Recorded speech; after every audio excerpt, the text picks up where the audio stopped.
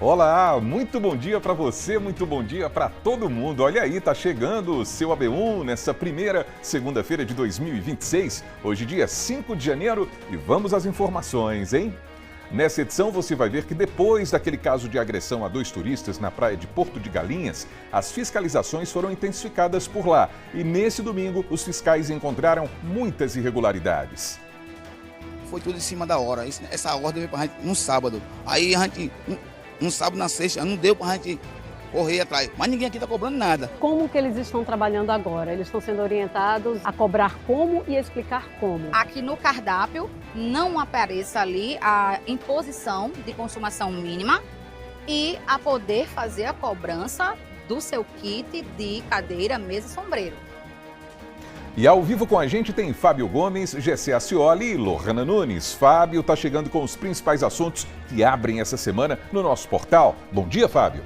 Oi, Almir, muito bom dia para você, bom dia para todo mundo que está acompanhando a gente aqui nessa primeira segunda-feira útil de 2026. Um dos destaques de hoje, Almir, é em relação a um grave acidente que aconteceu no município de Belo Jardim na noite de ontem. Esse caso foi registrado pela PRF na BR-232 e deixou um condutor de 58 anos morto e outro homem ferido. Daqui a pouquinho eu volto trazendo todos os detalhes sobre esse assunto e também outros assuntos que são destaque aqui no G1 Caruaru e região, Almir. É isso, Fábio. Falando em trânsito, o Gessé vai trazer informações sobre mais uma etapa da Operação Rodovida, que continua sendo realizada nas estradas da região. Bom dia, Gessé. Oi, Almir, bom dia para você, bom dia para todo mundo, um feliz ano novo para todo mundo. Estou voltando hoje, a primeira participação em 2026. Mas trazendo informações importantes sobre o balanço da Polícia Rodoviária Federal nessa reta final do ano, mais uma etapa da Operação Rodovida, e a gente traz os detalhes daqui a pouco. Já adianto que tem números importantes sobre redução. Isso é importante para a gente trazer esses detalhes daqui a pouquinho. Combinado, Gessé. E mais um ano letivo vai começar. Por isso é preciso ficar atento ao que pode e ao que não pode ser solicitado na lista de material escolar. Não é assim, Lohana? Bom dia. Exatamente, Almir, bom dia para você, para todo mundo de casa, e a gente vai trazer um especialista, um advogado para falar o que pode e o que não pode, segundo a lei do consumidor, na hora da solicitação dessa lista, que as escolas pediram ali nessa lista. A gente vai esclarecer todos os itens, item por item, e trazer essas dicas aqui para você que assiste o AB1, é daqui a pouquinho. Tá combinado, pessoal.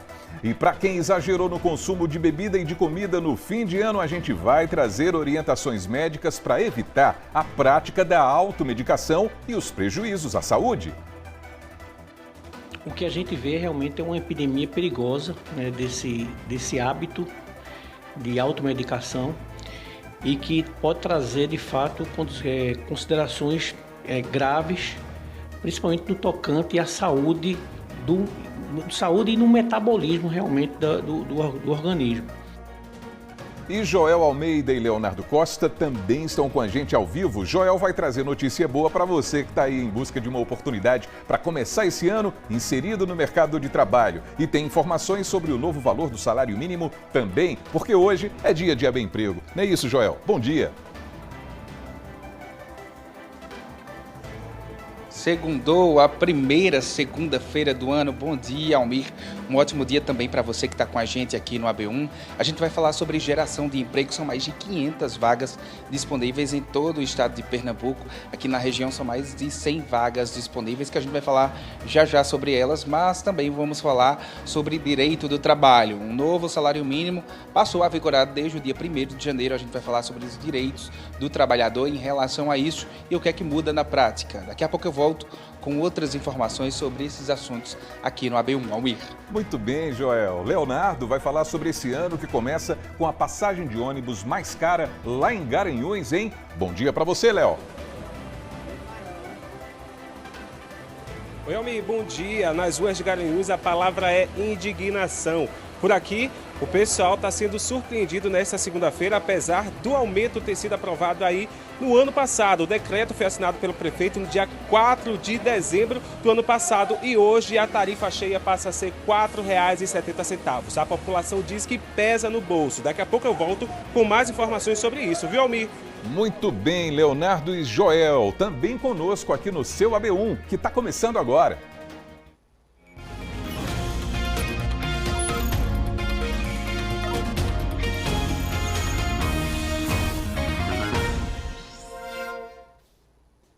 Então, 11 horas mais 53 minutos, vamos juntos na telinha da TV Asa Branca, pelo nosso portal G1 Caruaru e Região e pelo Globoplay também. Tem aí do lado, ó, tá vendo na tela o QR Code que leva você para o nosso aplicativo para acompanhar o AB1 ao vivo e de graça pela internet. A gente aproveita e vai ver como é que tá o clima aqui em Caruaru, nesse instante, nessas imagens ao vivo. A previsão do tempo está dizendo que o dia deve ser de sol com nuvens. É o que a gente está vendo agora, não é? E que à noite o tempo pode ficar parcialmente nublado. Nesse instante, os termômetros marcam 31 graus e a temperatura mínima não deve passar dos 19. E olha, tem muita gente que está voltando de viagem após esse fim de semana que ficou coladinho com a virada do ano. E a Polícia Rodoviária Federal segue fiscalizando as rodovias da região inteira. Então, sobre esse assunto, a gente vai conversar com Gessé Acioli, porque a Operação Rodovida continua e tem várias etapas até o Carnaval. Não é assim, Gessé? Seja bem-vindo, hein? Grande abraço para você e, mais uma vez, bom dia. Pois é, isso mesmo, Almir, bom dia para você, mais uma vez bom dia para todo mundo que está nos assistindo, um ótimo início de semana. E a gente fala exatamente sobre a Operação Rodovida, que tem várias etapas, como você bem pontuou, né? Na reta final agora de 2025 nós tivemos operação relacionada ao Natal, ao Réveillon e seguimos até o Carnaval, porque até lá muita gente vai pegar a estrada, muita gente está voltando, outros estão ainda nas praias, na região litorânea. Eu estou aqui com o Hélio Davino, que é chefe da Delegacia de Polícia Rodoviária Federal aqui em Caruaru e vai trazer informações sobre essa mais uma etapa da Operação Rodovida, Davino, que a gente tem números importantes. Mas antes falar da importância dessa operação dividida em várias etapas que acontece desde o final do ano passado. Boa tarde. Boa tarde, Almir, boa tarde a todos. Realmente ela se consolida como uma operação de sucesso, né? A gente tem uma estratégia que é justamente separar, né, os feriados, né, de final de ano até o pós-carnaval. Então a gente separa Natal, Réveillon. Aí agora vem um período de férias escolares, que a gente tem um fluxo intenso também de movimentação para as praias aqui da região. E após o Carnaval que a gente faz realmente o balanço geral. Mas falando-se em balanço da operação agora no Ano Novo, nós tivemos o seguinte, nós tivemos uma redução muito grande, 85% da redução do número de sinistros. Né? Ano passado nós tivemos 7 sinistros nesse período de 30 a 4/1, ou seja, antes e depois do São João, que do Ano Novo, quer dizer, o caruaruense querendo falar sempre no São João, não tem jeito. E aí, feridos também, nós tivemos uma redução de 80% e não tivemos mortos. Né? Isso é nosso maior orgulho em falar. Né? Zerar as mortes é a nossa maior conquista. E conquista não só nossa, como uma conquista da sociedade, do condutor que foi responsável, né? Ouviu nossas dicas, né? De sair antecipadamente, de colocar o cinto de segurança em todos os ocupantes do veículo e jamais ingerir bebida alcoólica e depois conduzir um veículo automotor. A gente sabe que é importante a gente falar sobre essas dicas de segurança, porque muita gente ainda vai pegar a estrada e, de repente, diante do que vocês viram, né, houve a redução, os números estão aí provando que houve redução dos sinistros que aconteceram no ano passado, em relação ao período de 2024 para 2025, mas falando sobre a movimentação nas estradas, o que é que vocês observaram também? Houve uma redução leve do fluxo, a gente contou que o número de veículos circulando foi menor em algumas rodovias, por exemplo, na BR-232. Já a 104 ela houve um aumento, ou seja, o principal realmente a gente tem que dar o prêmio foi o condutor, o comportamento do condutor nesse período, né? Porque houve redução numa rodovia, mas consequentemente teve um aumento na outra, por isso nós deslocamos o policiamento com foco na BR-104, que é uma rodovia que a gente tem um cuidado muito especial por conta das colisões frontais, que é a colisão que tem uma letalidade muito alta. Então a gente pede encarecidamente, ainda tem gente nas praias, gente aproveitando as férias, então ao voltar é tranquilidade. Tem veículos de carga, veículos de grandes dimensões já continuando rodando, né, que estava parado agora no Ano Novo, a gente teve isso parado, mas a gente tem que ter isso, tranquilidade, só faz a ultrapassagem no local correto e quando houver a capacidade de fazer do seu veículo, do veículo que vem à sua frente. Davino, muito obrigado pelas explicações. É isso, números que reforçam a importância do condutor estar dirigindo com prudência para salvaguardar a vida dele e a vida do próximo que está no trânsito também, Almir, e que as férias sejam tranquilas para todo mundo que está na estrada. Exatamente, Gessé, é o nosso maior desejo, não é? E é bom quando tem essa informação da Polícia Rodoviária Federal, não é? Que o motorista esteve mais prudente nesses dias e que esteja sempre, não é? Em nome da vida. Muito obrigado, viu, Gessé? E a gente agradece ao Hélio Dalvino também pelas informações. Vamos seguindo porque para quem vai viajar de carro ou de moto, aproveitar esse período de férias aí, é preciso ficar atento às condições do veículo. Os mecânicos recomendam, o piloto e o motorista não podem esquecer da revisão antes de pegar a estrada. Acompanha com a gente. Aloísio trouxe o carro para fazer a revisão. Aproveitou para trocar os pneus. Questão de segurança, né? Nas estradas e questão de perigo, né? De acidente, não só com você, como com os outros também. Tem que se prevenir, né? Seu Edinaldo é promotor de vendas e vive na estrada. Para ele, a revisão do veículo também não pode ficar de lado. Mesmo faltando 2.000 quilômetros para a troca do óleo, ele preferiu antecipar o serviço para evitar danos ao motor. Pneu em dias, tudo em dia, água do radiador, tudo em dias também. Os mecânicos reforçam a importância da revisão antes de pegar a estrada. O alinhamento, o balanceamento que é muito importante, entendeu? Fazer a parte elétrica, né, que é a verificação da bateria, das lâmpadas, se está funcionando tudo direitinho para pegar a estrada, né? Até a limpeza do motor pode fazer a diferença no desempenho e na segurança do veículo. Aqui tem um filtro do ar do motor, isso aqui se chama, né, tipo o pulmão do motor. Então toda essa sujeira aqui, se ela não for limpa, ela vai entrar aqui e esse carro vai começar a consumir. E itens que muita gente esquece e também merecem atenção, como lâmpadas e palhetas no limpador de para-brisa. É importante ficar de olho e trocar quando necessário. Farol baixo, farol alto, lanterna, luz de freio ou seta precisam estar funcionando para evitar multas e acidentes. Na luz do dia também, na BR, a gente tem que estar com o farol ligado. E às vezes passa despercebido ali um valor de uma lâmpada que custa ali R$20, acaba se tornando uma multa que custa muito mais do que isso, né? Exatamente, muito bem, a gente vai seguindo e agora a gente fala sobre a tarifa de ônibus lá em Garanhuns, pessoal, porque teve reajuste que entrou em vigor no dia 1º de janeiro. Então, Leonardo Costa tem todas as informações para a gente ao vivo. Qual é o valor da passagem agora, hein, Léo? E como foi que o usuário dos ônibus também recebeu essa notícia? Conte para a gente. Oi, Almi, boa tarde para você, boa tarde para todo mundo que está acompanhando a gente no AB1 de hoje. Dia 5, né? Muita gente aproveitou para sair de casa e foi até mesmo surpreendido.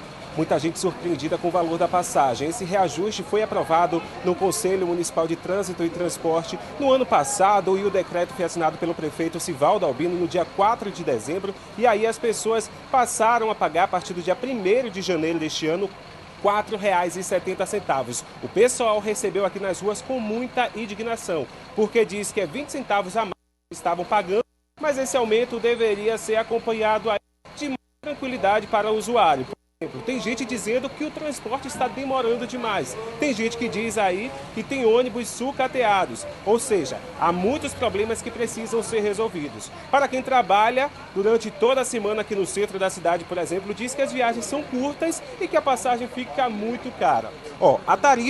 A nova tarifa ficou aí R$ 4,70. A tarifa estudantil passou para R$ 12,35 e o valor aí para o segundo embarque para esses estudantes ficou de R$ 1,17. Eu conversei com pessoas aqui, como eu falei, estou no ponto final aqui de ônibus de Garanhuns, que fica bem no centro da cidade, muita movimentação, e aí eu conversei com algumas pessoas. Há muita opinião, principalmente porque pesa no bolso. Vamos acompanhar, dona de casa e cuidadora de idosos. Tem muitas pessoas que tem como poder pagar, né? Mas já tem outras pessoas que já têm dificuldade, né? De pagar as passagens. A gente que pega condução 2 vezes ao dia, com certeza não é nenhuma melhoria, né? Só é para prejudicar mesmo. Agora, benfeitoria que é bom nada, tá entendendo? Porque você vai para um ponto de ônibus, passa mais ou menos quase 1 hora esperando. Aí a gente, queira que não queira, vai pesar com certeza. Bom, segundo a prefeitura, esse reajuste é referente à inflação de 4,68 pelo IPCA e foi aprovada pelo Conselho de Trânsito e Transporte. Mas aqui na rua a população não tem aceitado muito bem. Então, as passagens ficam aí, R$ 4,70 a nova tarifa, para a tarifa cheia, R$ 2,35 o valor estudantil, e ainda aquele estudante que pegar um outro transporte dentro de 1 hora fica R$ 1,17. Eu conversei inclusive com um estudante, ele não quis gravar a entrevista, mas falou que está preocupado, né? Porque quem estuda tem que se preocupar de fato com chegar à universidade ou à escola, mas aí vai ter que terminar ajustando esse valor, né? Fazendo um novo planejamento para não faltar a aula. E esse não é o único problema, porque tem muita gente que precisa sair de casa para resolver problema de saúde, como encontrei gente aqui, pessoas que precisam sair de casa para poder trabalhar, ou seja, é um aumento de 20 centavos, mas que de fato pesa no bolso. A gente vai seguir acompanhando tudo aqui na cidade e aí a gente volta a atualizar no AB2. Almir, volto contigo. Muito obrigado, viu, Leonardo? De fato, não é, pessoal? É claro que pesa no bolso, não é? A pessoa não pega ônibus só uma vez no dia nem na semana. Tem tanta gente que sai de casa cedinho, pega o ônibus, vai para o trabalho, depois tem que pegar de novo para voltar para casa para almoçar, depois volta para o trabalho e volta para casa de noite. Ou seja, isso pesa demais no orçamento das pessoas. O salário já não é aquela coisa também, como a gente sabe, e aí fica muito difícil para todo mundo, né? Léo, muito obrigado pelas informações mais uma vez e um bom trabalho para você. Bom, pessoal, agora a gente vai dar uma olhadinha na previsão do tempo em algumas cidades que fazem parte aqui da nossa região, também começando por Bezerros, aqui no Agreste, a terra dos Papangus, que está se preparando aí para o carnaval, mínima de 21, máxima de 32 graus nessa segunda-feira. Em Catende, lá na Mata Sul, ó, a gente tem aí a mínima de 22 e a máxima de 33 graus. E Sertânia, no Sertão, mínima de 21 graus e a máxima pode chegar aos 34, hein? E a gente vai seguindo então com o seu AB1.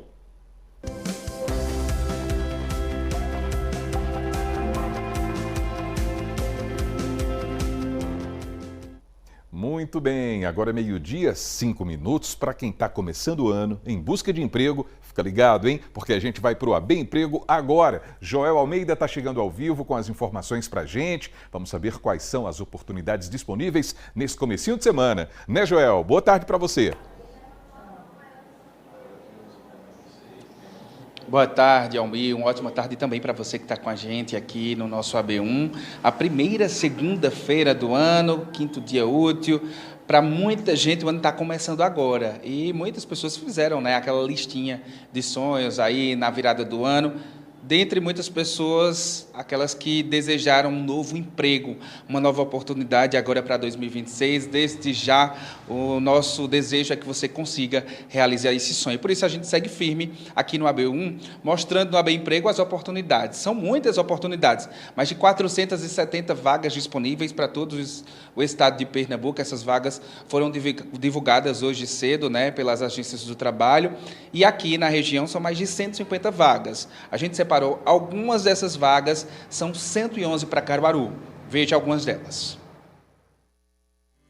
Para Caruaru, são 10 vagas para alinhador veicular, 10 para armador de ferros, uma vaga para assistente de vendas, 4 vagas para auxiliar de armazenamento, 2 vagas para auxiliar de cozinha, 10 vagas para carpinteiro, 3 vagas para cozinheiro, uma vaga para auxiliar de garçom, uma vaga para encanador, 2 para frentista, 2 vagas para lavador de carros, 10 vagas para mecânico de automóvel, uma vaga para operador de empilhadeira, uma vaga para operador de máquinas fixas, 8 vagas para pedreiro, 4 vagas para representante comercial autônomo, 32 vagas para servente de obras, uma vaga para sinaleiro, uma para soldador, uma vaga para torneiro mecânico, 4 vagas para vendedor interno, 4 vagas para vendedor praçista.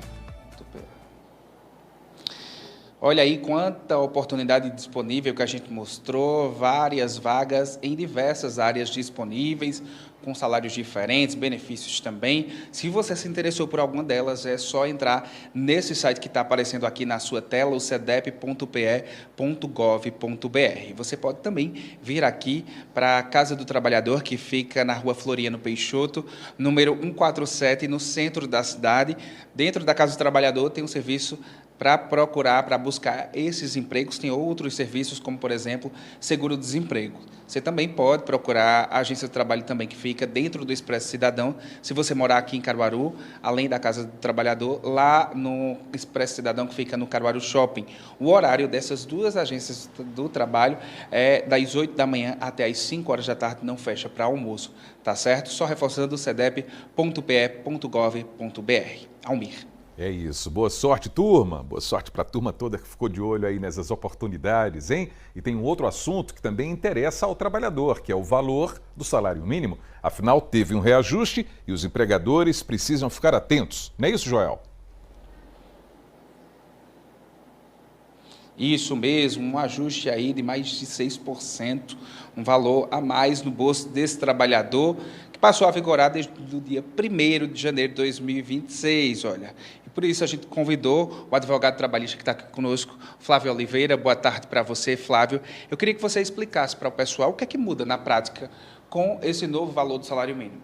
Boa tarde. Boa tarde a todos, boa tarde, Joel, boa tarde, Armi.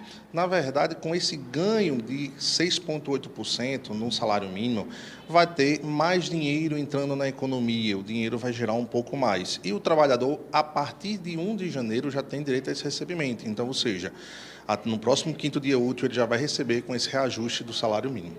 O que é que muda para a pessoa que, além do trabalhador convencional de carteira assinada? Por exemplo, esse novo cálculo vai para uma grande quantidade de pessoas que recebem, por exemplo, aposentadoria, LOAS. Sim, perfeitamente. Todo aqueles cálculos que são feitos com base no salário mínimo vai ter esse reajuste. O aposentado que recebe um salário mínimo vai receber agora um novo valor de 1.621. A pessoa que também está no BBC ou LOAS também terá esse reajuste. Todas as bases que foram para o salário mínimo. Um exemplo também a gente pode tomar as pessoas que fazem contribuição de pensão alimentícia, que vai ter esse reajuste também com relação à pensão alimentícia. Então, basicamente, a gente tem que entender que todo aquele que utiliza como base o salário mínimo vai ter o reajuste. Um reajuste também, não só para quem ganha, mas como você trouxe aí da própria pessoa que está devendo uma pensão de alimentos, muda também, né? Ou seja, para quem vai pagar. Quais são essas outras obrigações, por exemplo? Tem o seguro-desemprego que a pessoa está recebendo, né? Vai mudar também, mas, por exemplo, quem tem alguma coisa na justiça que vai vencer ou vai precisar pagar, por exemplo, uma vara de assuntos especiais, tem esse novo cálculo. Sim, o que acontece? Todas aquelas indenizações que foram arbitradas, ou seja, determinadas pelo juiz, utilizando como base o salário mínimo, ela vai ter um reajuste também com relação ao pagamento. Lembramos que um exemplo que a gente pode tomar também é que aquele que faz a contribuição como autônomo, aquele que faz a contribuição como autônomo, utilizando apenas um salário mínimo como contribuição, ele também vai aumentar um pouquinho o valor que ele vai pagar. Então, o que acontece? A gente tem que entender que, para aqueles que recebem como salário mínimo, vai ter um aumento, mas também para aqueles que pagam algo sobre o salário mínimo, também vai ter um aumentozinho em relação aos pagamentos. Muito obrigado, Flávio Oliveira, advogado. Explicou para a gente, então, o que é que muda com esse novo valor do salário mínimo, que passa a ser de R$ 1.621 aqui no Brasil. Então, você fique atento para você receber esse valor já a partir, né, do finalzinho desse mês, dos 5 últimos dias desse mês até os 5 primeiros dias do mês que vem, quando são pagos os salários e os benefícios. Recebeu menos do que isso, já com os descontos, é importante procurar entender o que foi que aconteceu e, se está recebendo menos do que isso, procurar os seus direitos, como falou o advogado Flávio Oliveira. Almir. Ok, Joel, muito obrigado pelas informações e pelas orientações, sempre muito valiosas também para ajudar o trabalhador e a trabalhadora. Valeu, bom trabalho para você, Joel. Tamo junto. Agora a gente vai para o intervalo e daqui a pouquinho a gente vai trazer todos os detalhes sobre a fiscalização nas barracas da praia de Porto de Galinhas, aqui em Pernambuco. Nesse domingo foram encontradas muitas irregularidades por lá, hein? Mesmo após um decreto municipal. Todos os detalhes daqui a pouquinho no seu AB1, meio-dia, 12 minutos, a gente volta já.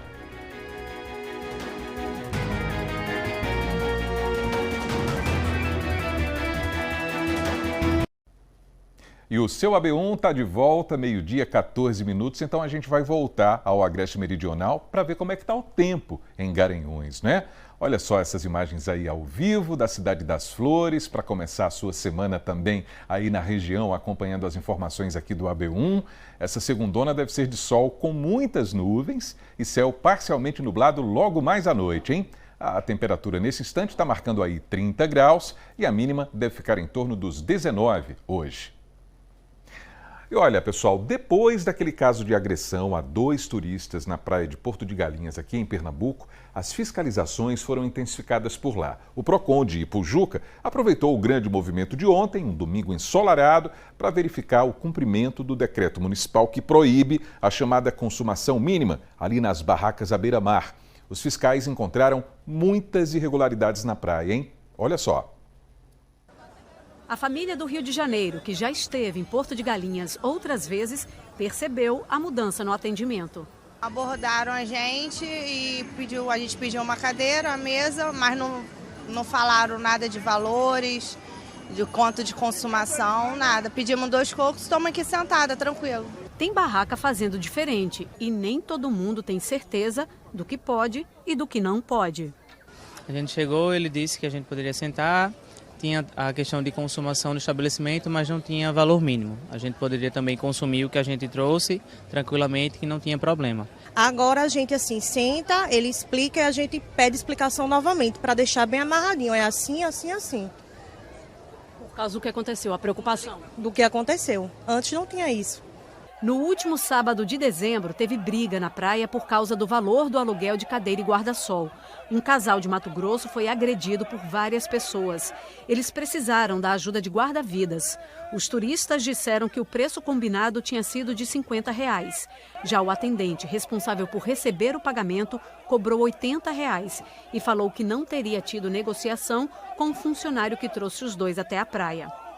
A polícia instaurou o inquérito e já ouviu 18 pessoas, os 2 turistas, 11 testemunhas e 5 pessoas na condição de interrogadas, porque participaram diretamente das agressões. Esse é o principal trabalho da investigação, é apurar o que de fato aconteceu naquele momento, depois apurar a conduta de cada uma das pessoas envolvidas, assim, o que efetivamente, quanto cada um agrediu, o tipo de agressão, o que foi feito. Esse é o trabalho que tem sido feito na individualização da conduta de cada envolvido na diligência, para que ao término da investigação o delegado tenha segurança para fazer o indiciamento das pessoas, que pode ser diferente a depender da conduta que cada um tenha sido praticado por cada um dos agressores. As atividades da barraca envolvida na briga foram suspensas por 1 semana por determinação da prefeitura. O trabalho está liberado a partir de quarta-feira. 14 pessoas só poderão voltar a trabalhar depois que as investigações terminarem. E a equipe de fiscalização aumentou.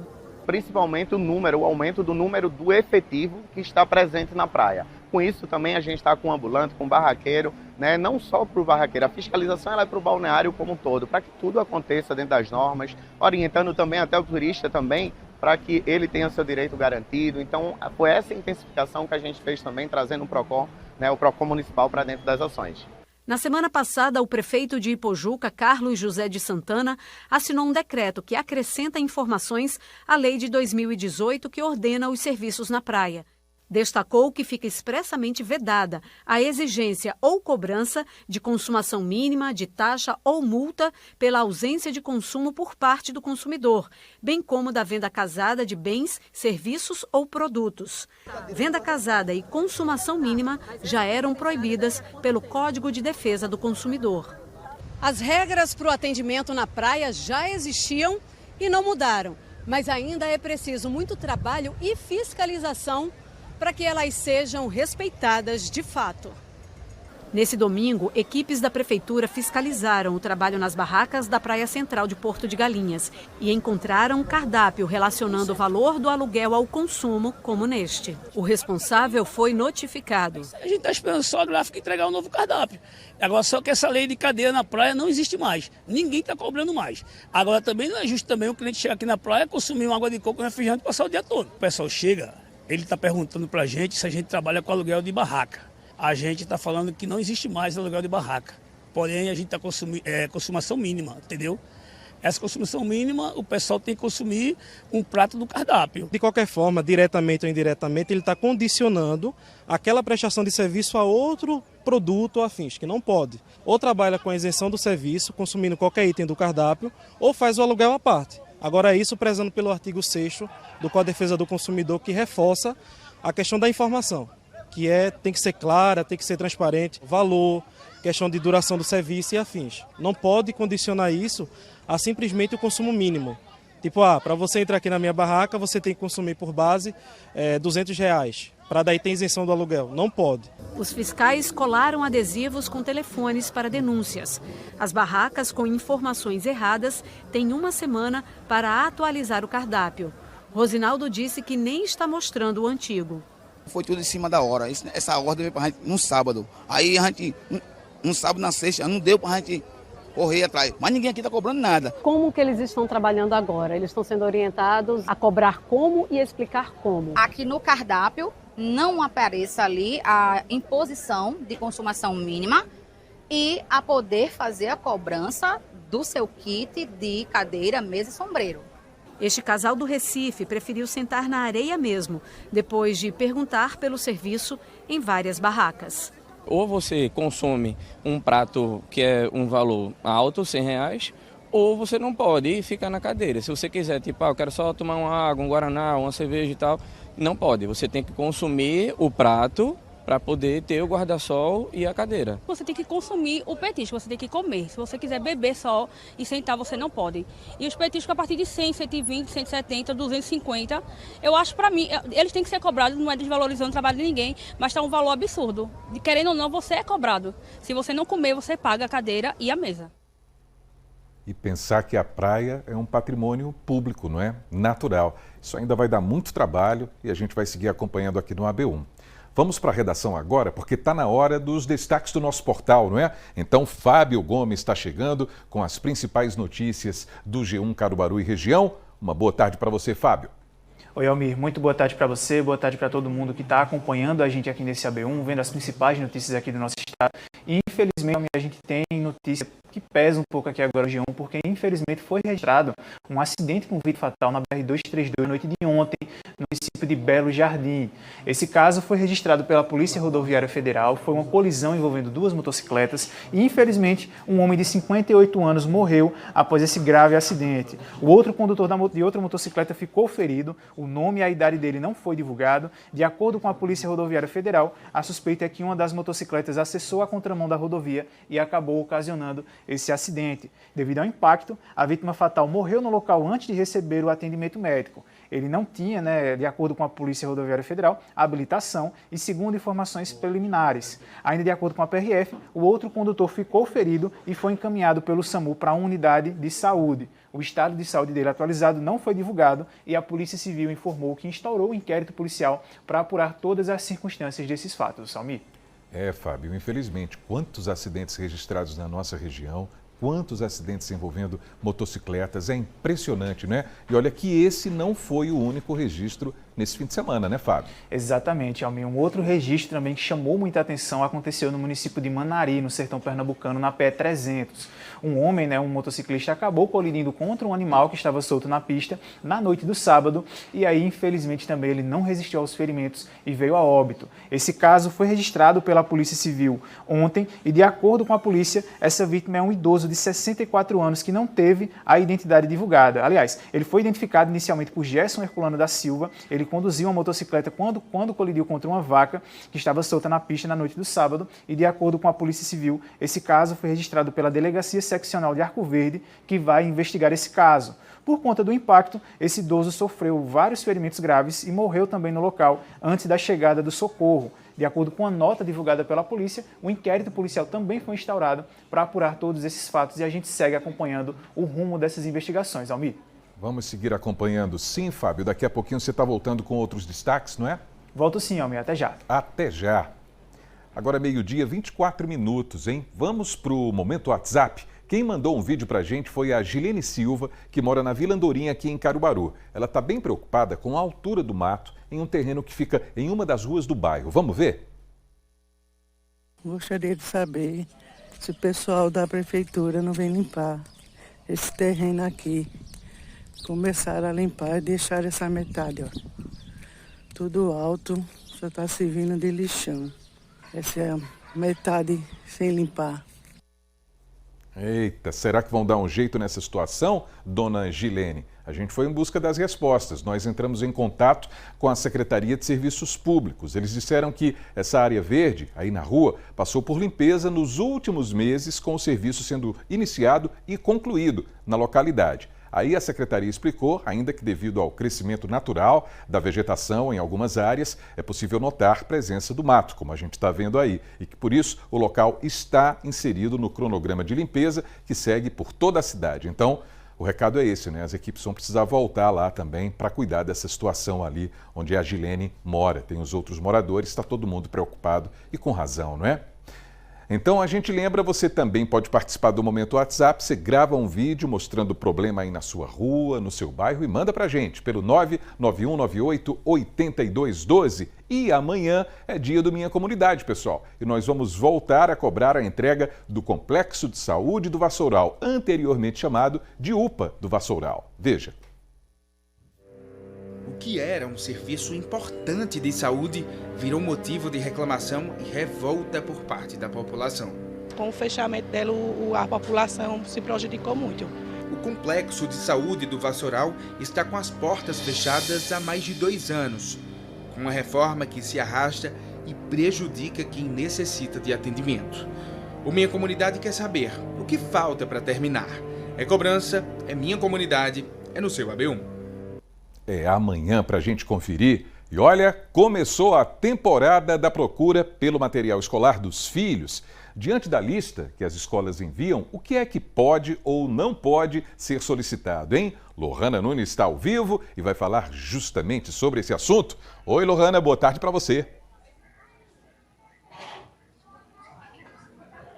Então, boa tarde para você, Almi. Para todo mundo de casa, a gente vai explicar direitinho aqui o que pode e o que não pode ser pedido. Quem está comigo para esclarecer esses detalhes é o Dr. João Américo, que já é parceiro nosso aqui no AB1. Doutor João, você estava falando comigo aqui, conversando, e ele foi bem didático, viu, minha gente? Ele falou, ó, cabe na mochila e no estojo pode ser pedido. Não cabe na mochila, não pode ser pedido. E a gente estava numa maré que as escolas pediam coisas bem aleatórias, né? Chegou as listas terem material de limpeza, coisas de uso coletivo, e aí nessas horas os pais precisam ficar atentos. Explica pra gente como funciona. Boa tarde, seja bem-vindo. Boa tarde, Lohana, e todos que estão nos assistindo. Você foi bem didática ao construir essa analogia. A escola só pode pedir o que cabe na bolsa do aluno e no estojo. Evidentemente, a utilização individual sem a identificação da marca. A caneta azul, sem a identificação que a marca tem que ser essa. Caneta vermelha, lápis hidrocor, sempre especificando o item individual, sem definição de marca. E, naturalmente, o item de uso coletivo. A gente não vai poder botar numa bolsa de um aluno 2 resmas de papel. Não cabe, o aluno não vai todo dia com ela, com 2 resmas de papel para a escola. Então, esse é um uso coletivo. Copo descartável, 50 copos ou 100 copos descartáveis, também não pode ser pedido. Então, toda extensão de pedidos fora do uso individual é ilegal, é abusivo, pode ser denunciado ao PROCON, bem como os canais de controle externo da atividade da escola, inclusive o Ministério Público. Você já acompanhou casos como esses, doutor, assim, de solicitações abusivas? E qual é a sua recomendação para os pais que encontram essa situação nas escolas? Primeiro, procurar a escola e dizer que esse uso, esse item, ele é abusivo. Então, ele não pode ser pedido. O que é que pode ser pedido pela escola especificamente? É o material didático pedagógico. O livro, o caderno que contenha esse conteúdo didático pedagógico, porque faz parte da linha pedagógica que o pai aderiu no momento da assinatura do contrato. Fora desse modelo, dessa condição, não. Então, o caminho que se deve tomar é o seguinte: primeiro, conversar com a escola, exigir a retirada desse item. Caso não dê certo, instaurar um procedimento junto ao PROCON, que é muito atuante aqui em Caruaru, e que vai tomar as medidas cabíveis, naturalmente instaurando processo administrativo e recomendando e indicando que essa prática é abusiva. Olha, eu não sei, doutor, se o senhor tem filho, já está na época da escola, mas eu vou te dizer um negócio. A gente ficou aqui pela manhã para você ir de casa, acompanhando um pouco dessa compra dos papais e mamães na hora de cumprir essa lista. O negócio não é barato não, viu? Aqui nessa livraria onde nós estamos, a gente fez uma pesquisa assim por cima e as compras ali, a depender, obviamente, da faixa de etária, né, do aluno, variavam entre R$ 1.500 até R$ 500. Tinha casos de R$ 100 para quem era já em ensino médio. E esses meninos mais novinhos, né, que estão ali na pré-escola, precisam de um material didático mais completo. É massinha, é tinta, é giz de cera, é um caderno apropriado, e isso tudo realmente acaba encarecendo um pouco mais essa lista e os pais acabam se sentindo mais incomodados, né? Exato. Recomendação: primeiro, buscar na internet, avaliar se existe algum canal, evidente, com segurança para a compra, e também fazer uma comparação com os preços.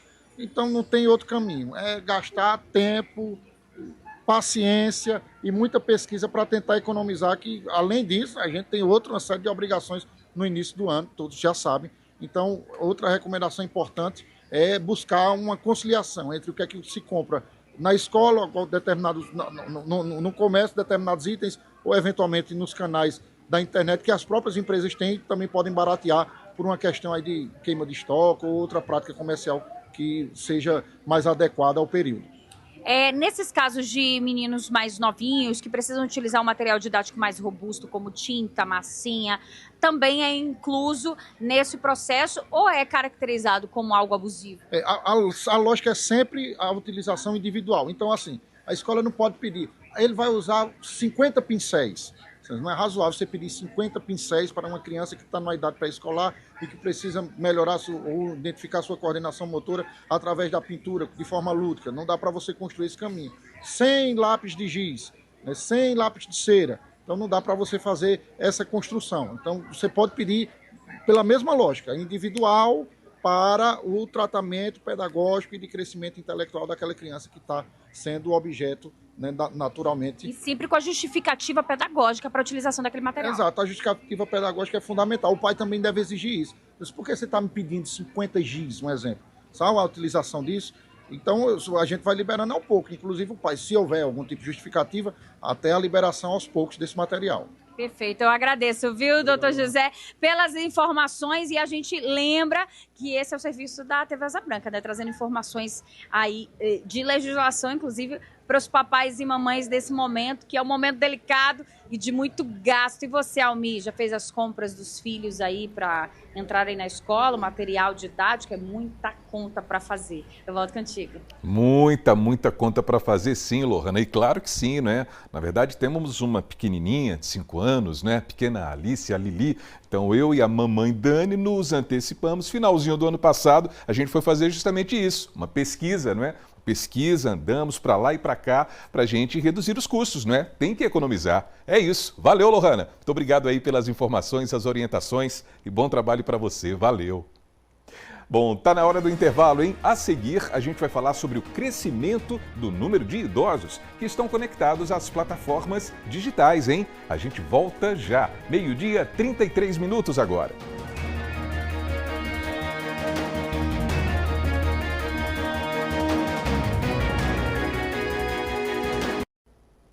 Muito bem, agora é 12h, 35 minutos, estamos de volta com o seu AB1 e olha só esses dados. Nos últimos 12 anos, o número de idosos no país cresceu 57%, segundo o censo de 2022 do IBGE. E nessa mesma proporção, pessoal, tem crescido também o número de idosos conectados às plataformas digitais. Roberto chegou à terceira idade há 5 anos. O título de idoso veio com alguns paradigmas, entre eles o preconceito de que a faixa etária não tem habilidade com tecnologia e com o mundo digital. Imagem que ele mesmo faz questão de desmanchar. Em poucos minutos foram diversas ligações e mensagens recebidas. Quase não dava para gravar. Sim, desde os primórdios, desde quando criança, ainda jovem, tudo que foi surgindo, se tratando de tecnologia, a gente já foi acompanhando, já foi identificando isso, até porque com a vida de estudante, enquanto educação, a gente precisava estar se antenando ao que fosse surgindo de novidade. Então sempre fui conectado, não com aquela expertise que hoje a gente vê que a juventude tem, mas sempre procurei estar me colocando a par de tudo que estava acontecendo na cidade, no país e no mundo, se atualizando, né? O censo 2022 do IBGE mostra que nos últimos 12 anos o número de idosos no país cresceu de forma vertiginosa. A alta foi de 57% no número de idosos. A população com mais de 60 anos hoje corresponde a 15% dos brasileiros. São mais de 32 milhões de pessoas. Mas essa população não cresce apenas nos números, ela cresce também conectada. Um estudo do Instituto Brasileiro de Geografia e Estatística, o IBGE, aponta que 70% dos idosos brasileiros estão conectados. Como a dona Maria da Conceição, que a idosa tem 76 anos, mora em uma casa de repouso e vive assim, ó, grudada no celular. É muita conversa, é muito bate-papo, né? Com certeza, é muito divertido, né? E é gratificante que eu me comunico com minhas amigas, minha neta, todo mundo, né? A senhora tem quantos contatos aí gravados? Tem mais de 500 pessoas, né? Meu Deus, é muita gente. Muita gente mesmo, é. E gosta de fazer o quê no celular, por exemplo? Além de bater papo, de conversar? No Zap e no Instagram. A senhora tem Instagram também? Também. Me contaram que a senhora também tem uma neta lá em Fortaleza, de 8 anos. Gosta de bater papo com ela também, matar a saudade? Com certeza, geralmente à noite, porque é quando ela chega do colégio. Que ela estuda de manhã e à tarde, né? Às 7, 7h30 aí é que a gente conversa. Eu faço chamada de vídeo para ela, né? E ela faz para mim. Então o celular se mostra muito importante também para isso, né? Para encurtar essas distâncias. Com certeza, para matar a saudade. Que bacana. É seu amigo? É meu amigo inseparável. Aqui nesta casa de repouso, eles estão realmente antenados. Maria do Carmo vive para cima e para baixo com o celular a tiracolo. Não larga e gosta bastante de tirar fotos. Garantimos uma para marcar a reportagem.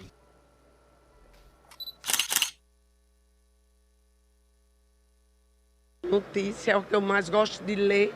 Livros eu procuro aqui na internet e minha Bíblia. Eu coloco aqui que eu gosto muito de ler Bíblia. Né?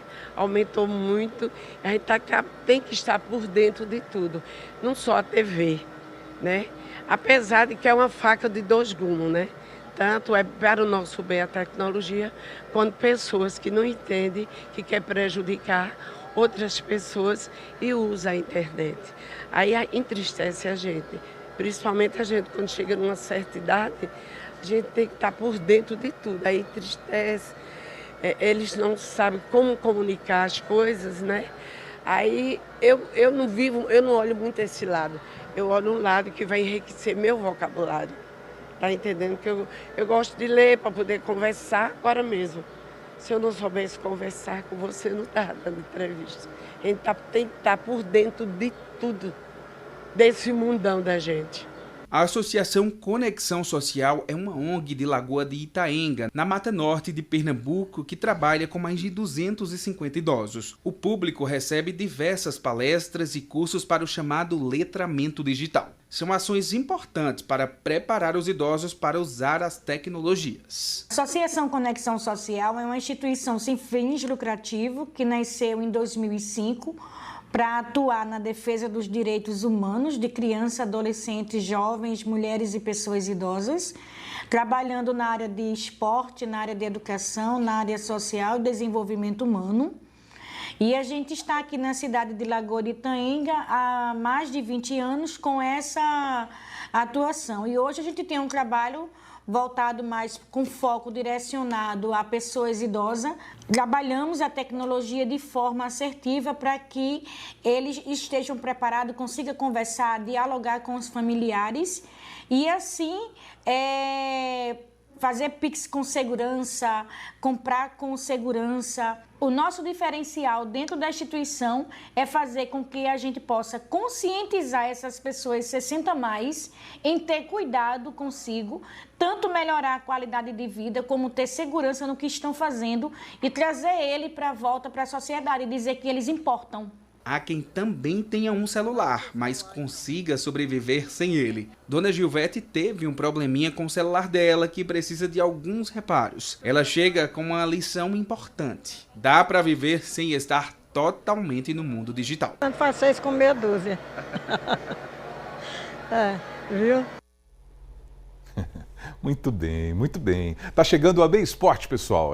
O AB Esporte dessa segundona. Chegou a semana de estreia do Campeonato Pernambucano e dos clubes do interior que estão fazendo ali os últimos ajustes. Herbert Ramos está com a gente e traz os detalhes desse clima de pré-temporada. Boa tarde para você, Herbert, e um ótimo 2026, hein?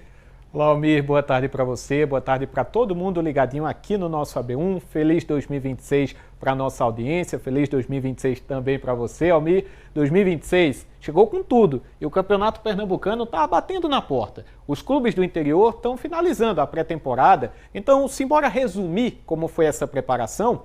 O Maguari, de Bonito, encerrou a fase preparatória com 4 amistosos disputados. O time de Bonito venceu o CSA por 2-1 fora de casa, lá em Maceió. Empatou com o 13 por 0-0, perdeu para o Serra Branca por 2-1, esses dois times da Paraíba, e no duelo mais recente, goleou o Sub-20 do Sport por 4-1. Lembrando que esse Sub-20 do Sport é o time que vai começar o Pernambucano pelo rubro-negro, então é alto nível também. Esses jogos do Maguari sempre contra adversários de um nível bem interessante, né? Clubes tradicionais que disputam competições de alto nível com frequência. Esse ano, vale lembrar que o Maguari também vai disputar a Série D e a Copa do Brasil. Por isso, a preparação tem que ser muito bem feita.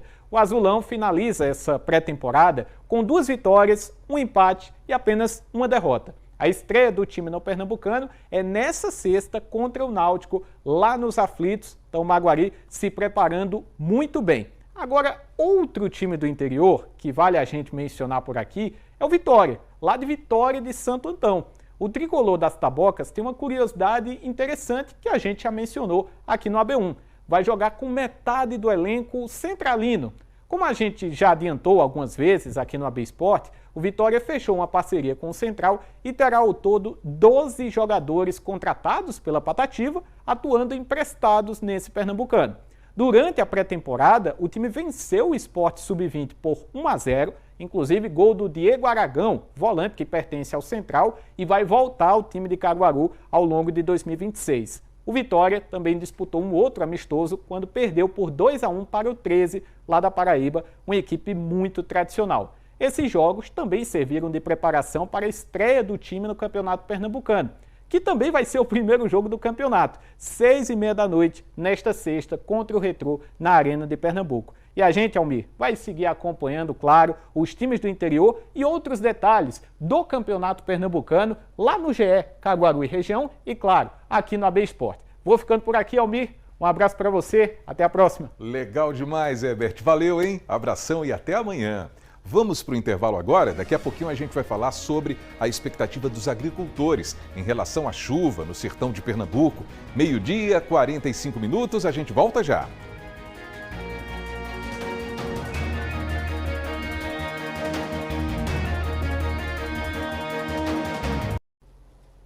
Então, estamos de volta com o seu AB1, 12h, 47 minutos, e vamos voltar à redação com o Fábio Gomes, porque tem outros destaques do nosso portal agora. Não é isso, Fábio? Tem sim, Almir. Dessa vez notícia muito positiva, notícia boa para os concurseiros aqui que estão acompanhando a gente nesse momento, porque a gente sempre atualiza na segunda-feira a lista de concursos e seleções públicas em aberto no estado de Pernambuco, e a gente tem notícia boa porque tem diversas oportunidades focadas, principalmente aqui no interior do estado. A gente tem atualmente, Pernambuco conta com mais de 1.000 vagas de empregos em seleções e concursos públicos abertos por prefeituras, e esses processos seletivos têm inscrições em andamento e são aqui nos municípios de Caruaru, Garanhuns, Iati e também Riacho das Almas, no Agreste, e no município de Catende, na zona da Mata Sul. Essas oportunidades incluem cargos de níveis fundamental, médio, técnico e também superior, e os salários podem chegar a R$ 4.800. Caruaru, por exemplo, tem 50 vagas para assistentes sociais e psicólogos com salários de R$2.000, de mais de R$2.000. Catende tem 104 vagas para nível fundamental, médio e superior, com salários que ultrapassam os R$3.600, e essas seleções encerram as inscrições hoje. Em Garanhuns, tem 300 oportunidades temporárias de nível médio com salário de R$ 1.518 e em Iati, aqui no Agreste Pernambucano, tem 2 editais em aberto com vagas para a Guarda Municipal e também para as demais secretarias do município. Apontando a câmera do celular para o QR Code que aparece na tela, os interessados podem conferir essa matéria completa e conferir também aí o link para fazer a inscrição em cada uma dessas oportunidades e também o edital completo de cada uma dessas seleções. Almir. Fábio Gomes, muito obrigado pelos destaques que abrem essa semana aqui, né, dentro do AB1. Destaques aí do nosso portal o G1. Forte abraço para você e até amanhã. Obrigado, Almir. Um forte abraço para você também, meu amigo, e até amanhã. E uma excelente tarde para todo mundo que acompanha a gente. Valeu, Fábio. 12h 49 minutos. E olha, quem exagerou no consumo de bebida e comida nessa chegada do ano novo, certamente sentiu os efeitos no organismo. O detalhe é que algumas pessoas acabam tomando medicamentos por conta própria, mas os médicos dizem a essas pessoas que essa atitude não é a ideal. Olha só. Com o período de folgas, aumenta o número de viagens e passeios, e nesses ambientes é sempre natural que haja um certo exagero no consumo de comidas e bebidas alcoólicas. Essa extrapolação traz consequências para o organismo das pessoas que, em tese, saem da rotina de alimentação do dia a dia para um consumo excessivo, além do exagero do álcool que causa a famosa ressaca. Um desses exemplos é o de Cristina. Ela contou à nossa equipe que adora as festas em qualquer época do ano e está sempre aproveitando, mas que sofre com as causas adversas dos excessos. Já começa bem no começo de dezembro mesmo, né? Com as confraternizações, e exagera nas comidas, exagera um pouquinho nas bebidas, nos refrigerantes, e tem que tomar alguma coisa para proteger o estômago. Tem que tomar para tomar cuidado com a pressão alta, tem que estar se cuidando. Quando eu exagero muito assim, eu sempre tomo um remédio para o estômago, né? Um remédio para o fígado também. E como eu tenho pressão alta, eu tento não abusar muito do sal, mas sempre eu estou tomando alguma coisa, tomo meu remédio de pressão quando eu vou exagerar um pouquinho, mas tem que tomar um para o fígado, um para o estômago, porque senão a gente não aguenta. Segundo dados dos anos de 2024 e 2025 sobre o uso de medicamentos no Brasil, aponta-se um uso massivo. Cerca de 70% da população se automedica. Outros 30% utilizam diariamente de medicamentos por algum tipo de comorbidade. Essa relação do uso do medicamento tem muito a ver com dores de cabeça, febre, gripe, ansiedade e até insônia. Esses números reforçam que o brasileiro tem utilizado muito do medicamento e aumentado a dependência das drogas. O médico Dr. José Galvão explica que a automedicação é extremamente prejudicial e leva à falsa impressão de solução para casos de intoxicação. A medicação ela não é livre de efeitos colaterais e muitas vezes adversos que são muito graves. Então, o que a gente vê realmente é uma epidemia perigosa, né, desse hábito de automedicação e que pode trazer, de fato, considerações graves, principalmente no tocante à saúde, saúde e no metabolismo realmente do organismo. Lembrando que qualquer droga ela passa por um período de metabolização. Pode ser, a maioria se metaboliza no fígado, algumas outras no próprio rim. Então, quando você faz uso de uma medicação sem uma indicação precisa, você está cometendo uma grave condição onde essa medicação pode estar agindo de uma maneira que ela não deveria agir dentro do seu organismo, né? E principalmente essas medicações que a gente sabe que do ponto de vista clínico, do ponto de vista de farmacologia, farmacodinâmica, elas nada têm a melhorar a sua condição, vamos dizer assim, de ressaca. Então, aí é que vem o maior perigo, né? Você, além de realmente ter uma intoxicação pelo álcool, né? Que é o produto, a ressaca, na verdade, é o produto dessa intoxicação, você ainda passa a fazer uso de medicação que, do ponto de vista prático, não vai trazer nenhum benefício para você.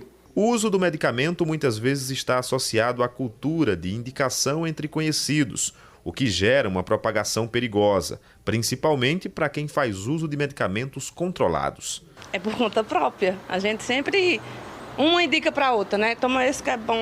Não é o certo de se fazer, mas a gente sempre toma, né? Um omeprazol para o estômago, Tomamos no aí para o fígado e sempre a gente vai tomando assim. Depois que exagera é que a gente corre atrás, mas temos que tomar sim. E o médico alerta sobre as pessoas que têm comorbidades e agem por conta própria fazendo uso dos remédios. É importante, inclusive, frisar que o paciente que tem comorbidades como diabetes, hipertensão, hipertireoidismo e necessita fazer uso de suas medicações de forma rotineira, precisa tomar muito cuidado com essas festas de final de ano, né?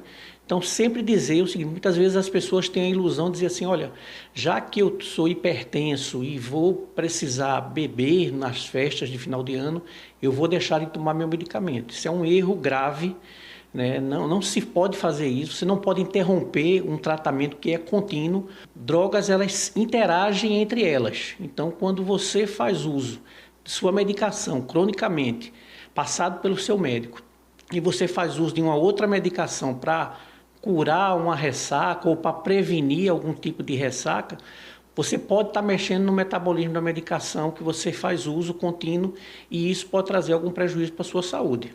As orientações são sempre importantes para evitar maiores problemas e aproveitar as festas da melhor forma possível. A gente precisa ter a consciência de fazer aquela alimentação consciente.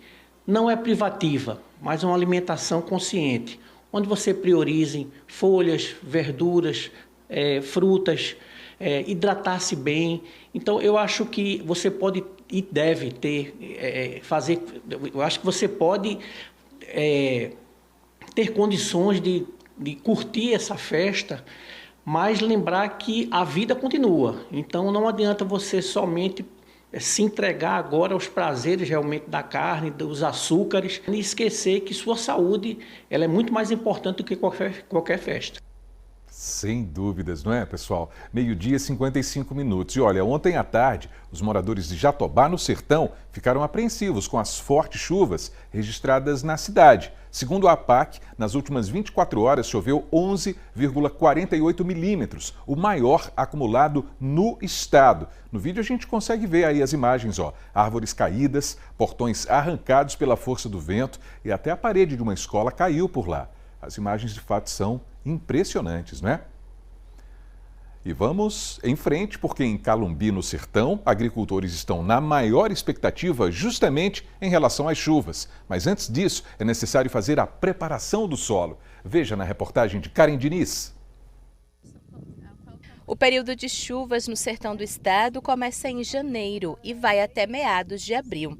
E é nessa época que os agricultores familiares realizam o plantio de culturas no regime de sequeiro, quando é usada a água da chuva para irrigação.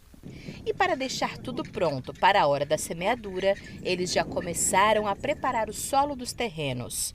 Mas alguns ainda utilizam uma prática antiga, prejudicial ao meio ambiente, o uso de fogo. Ela não é recomendada por conta que ela tanto mata os nutrientes e os organismos vivos que precisam para manter a fertilidade do solo. E elas acabam matando tudo isso e queimando a vegetação que poderia se transformar em matéria orgânica para melhorar a fertilidade do solo. A prática de queimar toda a área de plantação é conhecida por aqui como broca. É muito utilizada por ser mais barata e por ser um costume dos agricultores mais antigos. Mas hoje, para ser realizada, é preciso a autorização de alguns órgãos. A gente recomenda, principalmente nessa região aqui, a aração com os restos culturais para que ele venha se decompor e virar matéria orgânica. É o que mais a gente orienta eles aqui. Sempre a gente orienta eles a evitarem as queimadas. O que pode acontecer com a broca, principalmente na vegetação nativa, é que para o agricultor fazer, ele precisa de uma licença ambiental emitida pela CPRH. Então ele precisa procurar o órgão para que o órgão emita uma licença para que ele possa fazer essa queimada de forma legal. Se não fizer de forma legal, gera multa? Geralmente ela gera multa. Ela pode ser multada e ser obrigado a recompor a vegetação que ele fez, que ele desmatou de forma ilegal. O manejo mais indicado é arar a terra, seja com trator ou com os bois. Além de ser mais sustentável, a prática ainda reaproveita os restos de outras plantações como adubo para o solo.